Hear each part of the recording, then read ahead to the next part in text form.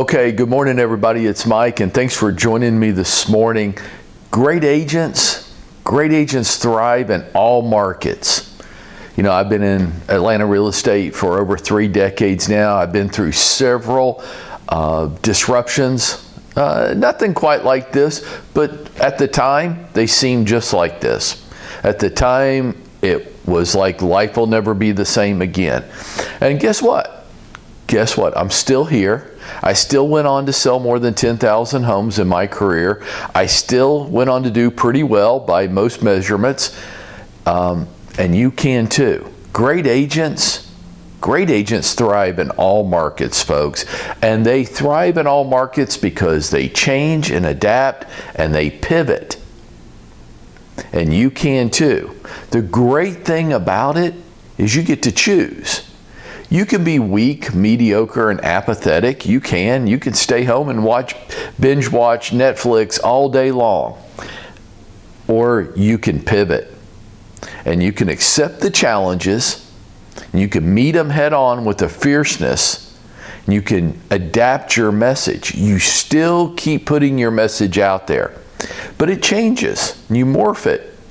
Okay? And I've asked one agent who I'm so impressed with, relatively new to the business, but gets it and is going to thrive. I guarantee you he's going to thrive, and you're going to see how this morning. I've asked Yak to join us on the call this morning. Yak, are you there? Yes, sir. Okay, great. Hey, Yak, first, thanks for joining me on the call this morning. I really appreciate it. Yak, you've been doing some different things in your business. You've adjusted your message, you've adjusted your attempts at outreach, and I was just so impressed with them. Would you mind sharing it with everybody this morning, some of the different things that you've been doing? Absolutely. Well, first of all, I don't even really, at this point in time, I'm not even really talking about real estate. Whenever I do something and I leverage social media a lot, the only kind of real estate that I let kind of show through that I'm in the business is my shirt. I'm just wearing a logo shirt. And I think that's enough to get the message across of who I am and what I'm doing. But in terms of just kind of getting my geo farm together, we have a huge private Facebook group.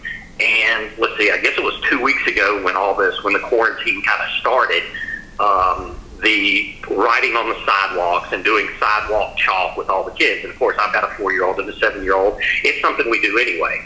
So I kind of helped organize with the Facebook group for everybody, at the end of cul-de-sacs or wherever they live to do their little sidewalk art. And then slowly people started walking around and visiting that. And that was about 2 weeks ago. Everybody loved it. Big hit.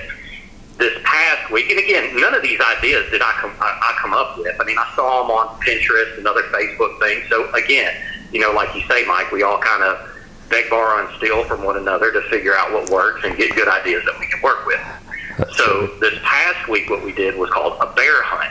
Now, keep in mind, this is for little kids, but it gives people a reason to kind of go outside singularly, not in groups, and walk around the neighborhood. And what the bear hunt consists of is we asked my entire neighborhood is to put stuffed animals, stuffed bears in your windows, sitting in your windowsill.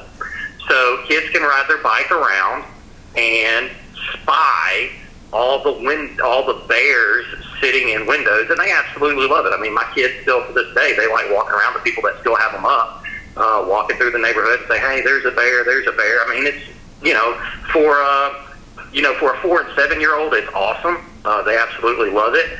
Right now, I'm trying to put together some sort of treasure hunt in lieu of Easter hunt, in lieu of an Easter egg hunt. I'm still not sure how I'm going to get it together and still be kind of conscious that people don't want to be congregated, and how to make it an event where people, aren't close. I think it's just got to be really spread out, but I'm still working on the details of that. And Mike, one thing that I found critical in all of this is people get concerned about the outcome or how quote-unquote successful this event will be. What I've noticed in doing my geofarming, it's not necessarily the day of the event which people are going to judge you by, because they're absolutely not. it's all the marketing and talking about it you do beforehand that really gets people, that gets you heard. Don't necessarily worry about what the event is going to be. Yeah, make a decent little event, but don't worry about the outcome. Don't say, hey, if I don't have 100 people show up to this, people are think I'm a loser, I'm a flop, or I don't know what I'm doing. It's all the marketing you do, talking to people about it beforehand, that is going to get them to trust and appreciate you and what you do. So, Yuck, I want to be Mr. Skeptical with you for a second, because somebody's on the call right now going, well, that's a bunch of hooey, and what has that got to do with real estate? So, Yuck, what has your bear hunt got to do with you selling real estate? It's just an opportunity for me to talk to my people. I mean, that's really all it is. For me to talk to all my people around here, my geo farm, to have a conversation of value, and let's just be honest, it's an excuse to put my face in front of them. Absolutely. So, I mean, that's really all it is at the end of the day. Folks, if you're Mr. Skeptical right now, if you don't get it, then I want you to know this. 93% of consumers last year only spoke to one agent before they listed their house. 9 out of 10 consumers only spoke to one agent. What's going on with that? Well, what's going on with that is people aren't out there trying to identify who's the most qualified, who sold the most homes, who has the most trophies, who ranks the highest in their office. They're not. Who are they hiring? They're hiring people they know and they like and they trust. And I know those of you that have a whole closet full of trophies, take me for example, that statistic drives me crazy, because I want people to be trying to identify the most experienced agent in the marketplace, because that would be me and I would win. But that's not what they're doing.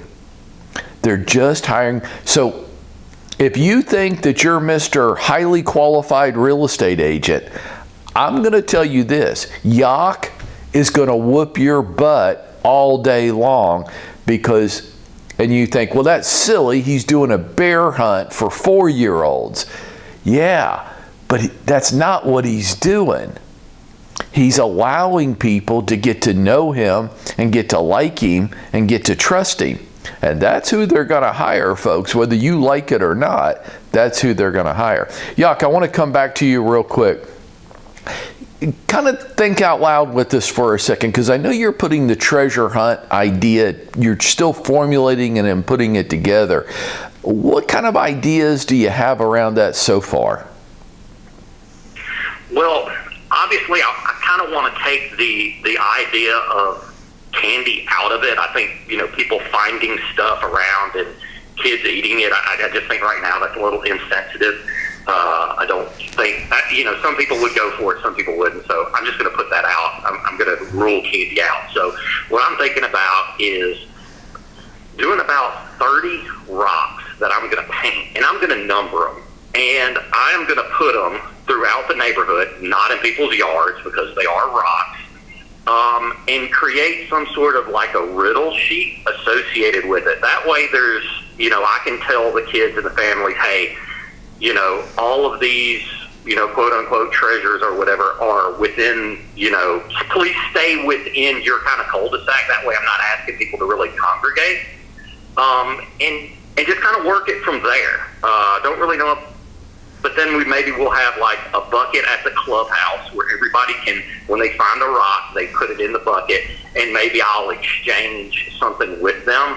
I thought about maybe doing some candy on that again, but I still feel like I don't know if people would be comfortable with it. Maybe I just make it an option. Hey, if you're comfortable with a candy prize, here, take it. If not, totally understand. Yuck, I might encourage you to, I think, follow your instincts on that, which is don't have something, whether it's safe or not, won't really be the point. It's just the optics of it. Don't have anything where they collect or people are touching. Follow your instincts on the painted rocks and make it more of a trail. I don't know that they really need to get a treasure, but who can figure out the riddles and make it to the end? and post it here on our group page with you standing at the finish line, whatever you designate the finish line. I want to encourage you one other way on this too, Yak.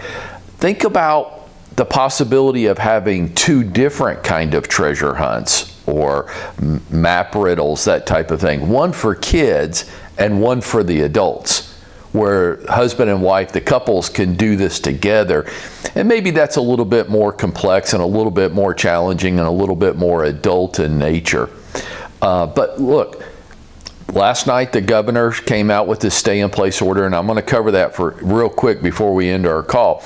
But like, people are already starting to get cabin fever. So Yak, I think what you're doing is right on target. This is how it's maybe not what we would have done a month ago, but it's absolutely the way to adjust, change, pivot, and still get yourself in front of people, still grow your relationships and your connectivity to people. So Yak, all the credit in the world.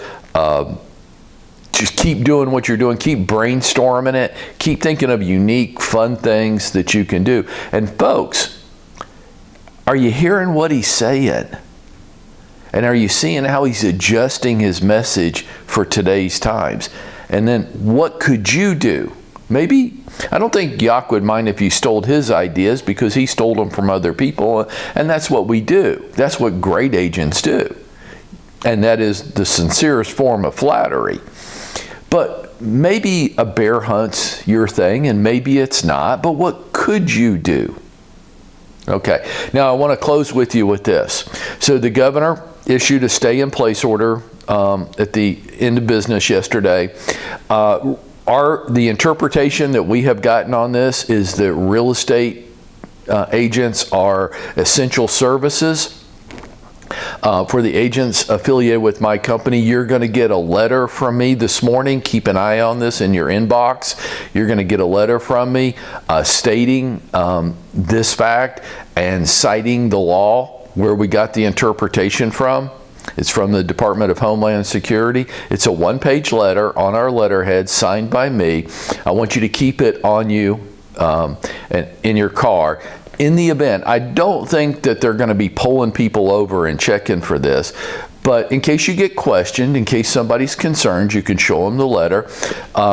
If you get involved in something else, let's say you get pulled over for a speeding ticket, the question may arise, why aren't you following the stay-in-place order? And I want you to have something on your person giving you the authorization. So keep an eye out that. Keep it on you. Keep it available. As new information comes out, I'm going to share it with you so we stay on the leading edge of all of this. The same with the assistance programs. As soon as those come out and the application's available, we're going to make you aware. We're going to assist you with that. Okay? Now, you know what I'm going to say now, right? I want you to take Yak's advice, his ideas, make them your own, and go out and make it happen for yourself today.